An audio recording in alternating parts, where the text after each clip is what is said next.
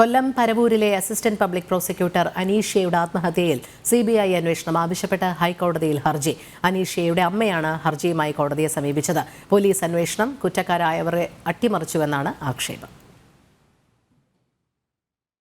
കൊല്ലം പരവൂർ മുൻസിഫ് കോടതിയിലെ APP അനീഷയുടെ ആത്മഹത്യയിൽ CBI അന്വേഷണം ആവശ്യപ്പെട്ടാണ് അമ്മ പ്രസന്ന ഹൈക്കോടതിയിൽ ഹർജി നൽകിയത്. കുറ്റാരോപിതർ ഉന്നത സ്വാധീനം ഉള്ളവരാണ്. അന്വേഷണം അട്ടിമറിക്കുവാനുള്ള ശ്രമം ഇവരുടെ ഭാഗത്തു നിന്നും ഉണ്ട്.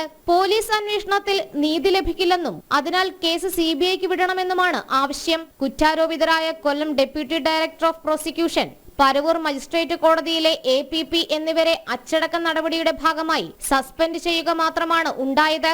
അനീഷയുടെ ആത്മഹത്യക്ക് കാരണം ഇവരുടെ മാനസിക പീഡനമെന്ന് ആത്മഹത്യാക്കുറിപ്പിലും അനീഷയുടെ ശബ്ദ സന്ദേശത്തിലും വ്യക്തമാക്കിയിട്ടുണ്ടെന്നും ഹർജിക്കാരി ചൂണ്ടിക്കാട്ടുന്നു. സ്ഥാനം കൊണ്ട് അന്വേഷണ ഉദ്യോഗസ്ഥനേക്കാൾ മുകളിലുള്ള കുറ്റാരോപിതർക്ക് സർക്കാരിൽ സ്വാധീനമുണ്ടെന്നും ഹർജിക്കാരി ആക്ഷേപം ഉന്നയിച്ചിട്ടുണ്ട്. ഹർജി ഹൈക്കോടതി അടുത്ത ദിവസം പരിഗണിച്ചേക്കും. ഇക്കഴിഞ്ഞ ജനുവരി 21-നാണ് അനീഷയെ തൂങ്ങി മരിച്ച നിലയിൽ കണ്ടെത്തിയത്. മേലധികാരിയിൽ നിന്നും സഹപ്രവർത്തകരിൽ നിന്നും നിരന്തരം മാനസിക പീഡനം നേരിട്ടിരുന്നുവെന്ന് ചൂണ്ടിക്കാട്ടി സുഹൃത്തുക്കൾക്കും പരവൂരിലെ മജിസ്ട്രേറ്റിനും മരിക്കുന്നതിന് മുൻപ് അനീഷ ശബ്ദ സന്ദേശം അയച്ചിരുന്നു.